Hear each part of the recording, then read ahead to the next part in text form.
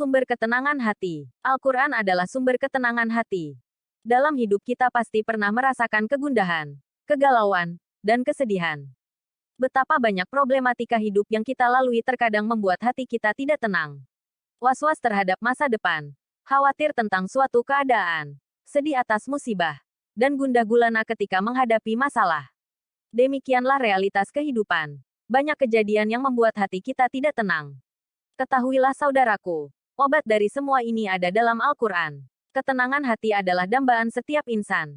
Allah menjadikan Al-Quran sebagai sumber untuk mendapat ketenangan hati. Fungsi Allah menurunkan Al-Quran. Allah Ta'ala berfirman, "Hai manusia, sesungguhnya telah datang kepadamu pelajaran dari Tuhanmu dan penyembuh bagi penyakit-penyakit yang berada dalam dada dan petunjuk serta rahmat bagi orang-orang yang beriman." Quran Surat Yunus 57. Dalam ayat yang mulia ini, setidaknya Allah Ta'ala menyebutkan 4 fungsi Al-Quran, yaitu, mauizah, nasihat, dari Rabb kita, sifat, penyembuh, bagi penyakit hati, huda, sumber petunjuk, dan rahmat bagi orang beriman. Syekh Abdurrahman bin Nasir As-Sa'di rahimahullah menjelaskan, di dalam Al-Quran terdapat peringatan tentang amalan yang menyebabkan murka Allah dan berdampak mendapat hukumannya. Di dalamnya terdapat peringatan agar kita menjauhinya disertai penjelasan dampak buruk dan kerusakan yang ditimbulkan karenanya.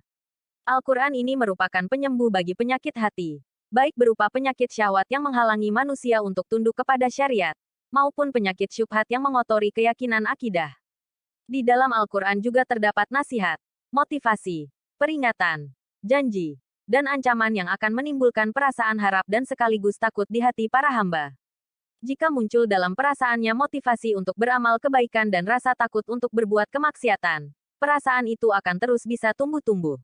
Hal ini karena orang tersebut selalu mengulang mengkaji makna Al-Quran, sehingga akan mendorong dirinya untuk lebih mendahulukan perintah Allah daripada keinginan nafsunya.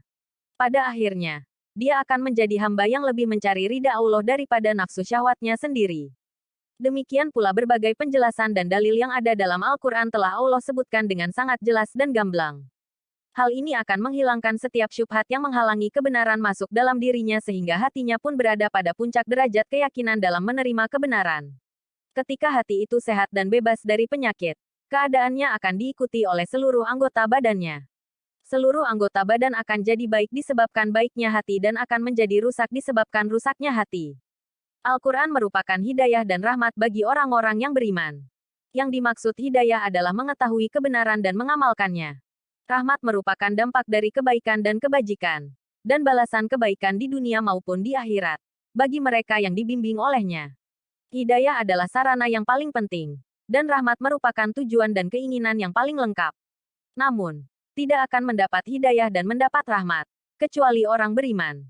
Jika telah mendapat hidayah dan terwujud rahmat, maka kebahagiaan dan kemakmuran, keuntungan dan kesuksesan, kegembiraan dan kesenangan akan tercapai. Taisir Karimi Ar-Rahman. Al-Quran adalah sumber ketenangan hati. Allah Ta'ala berfirman, yaitu orang-orang yang beriman dan hati mereka menjadi tenteram dengan mengingat Allah. Ingatlah, hanya dengan mengingat Allah lah, hati menjadi tenteram. Quran Surat Ar-Ra'd 28.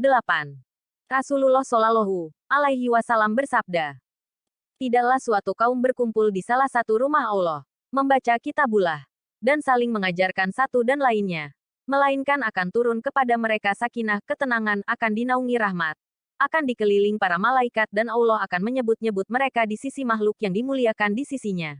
Hari Muslim. Nabi Shallallahu Alaihi Wasallam juga pernah bersabda, ketenangan itu datang karena Al-Quran. Hadis riwayat Bukhari dan Muslim. Allah Ta'ala berfirman, dan kami turunkan dari Al-Quran suatu yang menjadi penawar dan rahmat bagi orang-orang yang beriman. Quran Surat Al-Isra 82. Berpaling dari Al-Quran adalah sumber kesengsaraan. Allah Ta'ala berfirman, dan barang siapa berpaling dari peringatanku, maka sesungguhnya baginya penghidupan yang sempit, dan kami akan menghimpunkannya pada hari kiamat dalam keadaan buta. Quran Surat Taha 124. Syekh Abu Bakar Al-Jazairi rahimahullah menjelaskan, dan barang siapa berpaling dari mengingatku, yaitu tidak mau beriman dengan Al-Quran dan mengamalkannya, maka ia akan memperoleh balasan dari Allah, baginya kehidupan yang sulit, yaitu berupa kesulitan yang menyempitkan jiwanya. Dan dia tidak merasa puas dan bahagia walaupun rezekinya luas. Di alam kubur dia akan merasakan kesempitan. Dan dia sengsara sepanjang hidup di alam barzak. Dan dia akan dikumpulkan pada hari kiamat dalam keadaan buta. Dia tidak memiliki hujah dan tidak memiliki penglihatan untuk menuntunnya. Aisaru et Tafasir. Syekh Abdurrahman bin Nasir As-Sa'di rahimahullah menyebutkan bahwa para ulama ahli tafsir berpendapat bahwasanya kehidupan yang sempit bagi orang yang berpaling dari Al-Quran bersifat umum. Mencakup kesempitan kehidupan dunia berupa kekhawatiran, kecemasan, dan rasa sakit yang merupakan siksaan yang dirasakan di dunia, kesempitan di alam barzak, dan juga kesempitan di alam akhirat. Taisir Karimi Ar-Rahman. Penulis, Adhika Miyanoki. Artikel, muslim.or.id